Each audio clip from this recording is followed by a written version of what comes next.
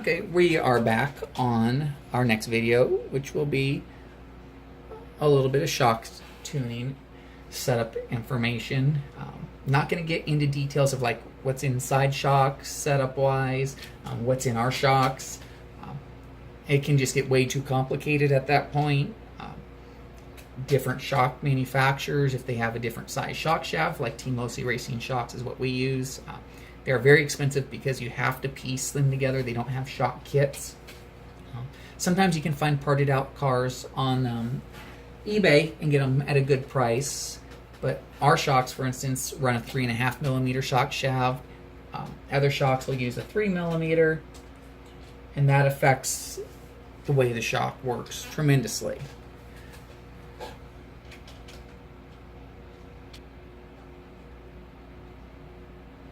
So with that part, in all the testing we have done, we have found on our trucks with our chassis and our 4-links, the center hole on the 4-link is by far the most preferred position to get the right piston velocity inside the shock, to be able to get the shocks tuned to just to work right so the truck lands well, so it's not too active, it's not too responsive or too lazy. As you go out on the 4-links, we have tested both positions. As you go out on the 4-links, regardless of what your shock setting is, the truck's going to get lazier on the way it reacts front to rear. As you go inward on the 4-link position, it's going to get a lot more active and a lot more responsive.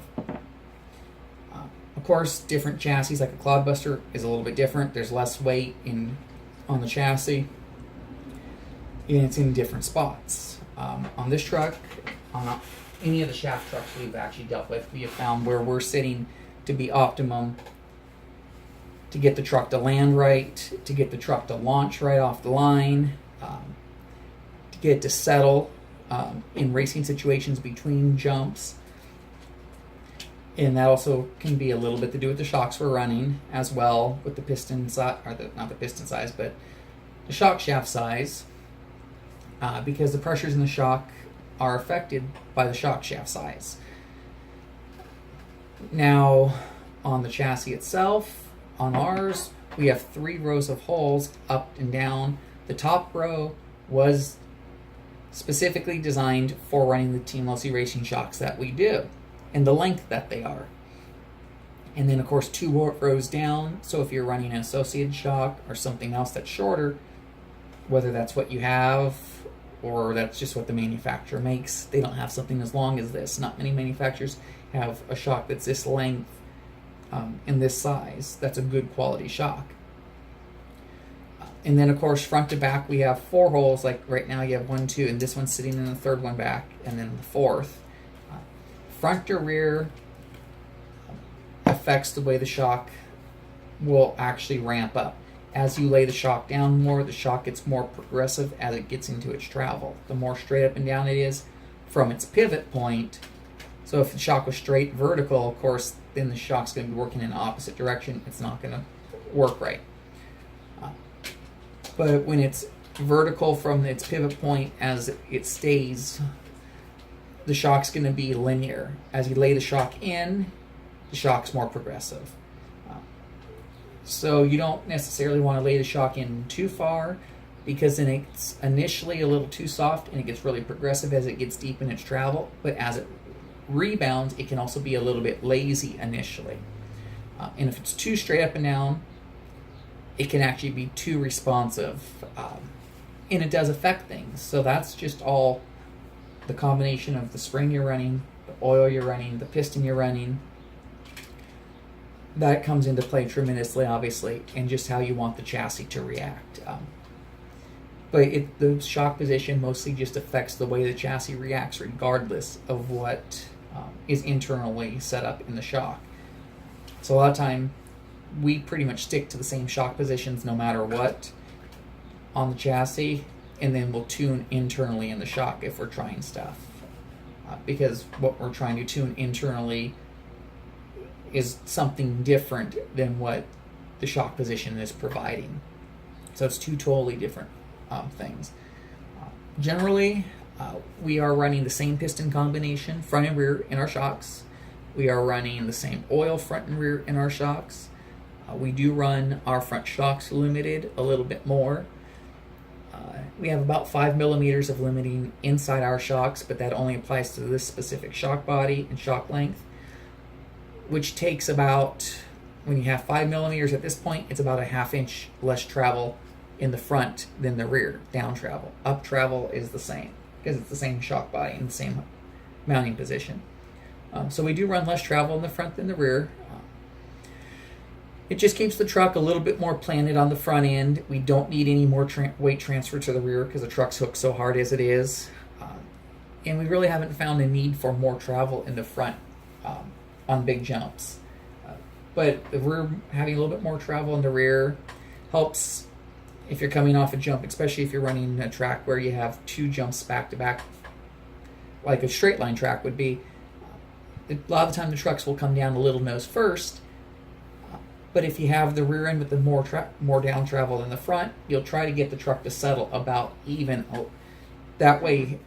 And if it doesn't settle even when the rear hits, it's actually going to try to slap the rear because the front landed first. That's just the nature of these trucks. So it gives the rear shocks and the rear end a little bit more travel to try to soak up any of the landing, any tire rebound, to get the truck settled so you can get the power back to the ground as fast as possible. But then again, that's just the way we set ours up specifically. A lot of people have built their trucks to copy ours.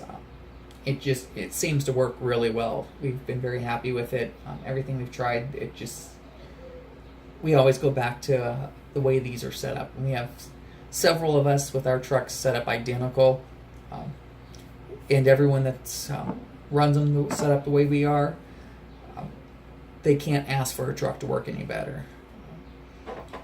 So on shocks, again, same oil and pistons front and rear. We run spring rate softer front than rear. Our front position may be 1 hole back from where our rears is. But other than that, that's about it without getting into extreme detail on the holes in the piston, the oil, and why. So if you have any questions on shock setups, let us know. We'll be happy to answer your questions. It would be easier to answer them individually, probably, than getting into you running this shock. So we recommend this setup. We do have a baseline setup we give everyone, which is generally we have 2 baseline setups actually. One is a 2-hole 1.6 millimeter piston with 32 weight Team Losi Racing oil. Different oils do act different because they are different weights. You could have an Associated 30 weight and have a Losi Racing 32 weight and put them in and test them, and they actually came out the same. Some manufacturers' oils are thicker than others and vice versa. So we stick to Team Losi Racing oil.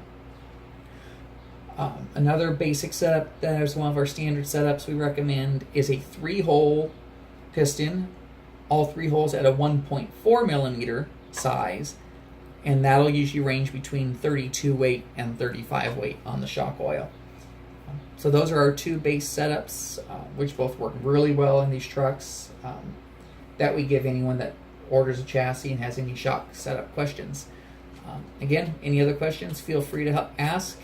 Next video, we will do sway bar setup and why we sit them where we do on the chassis and the options.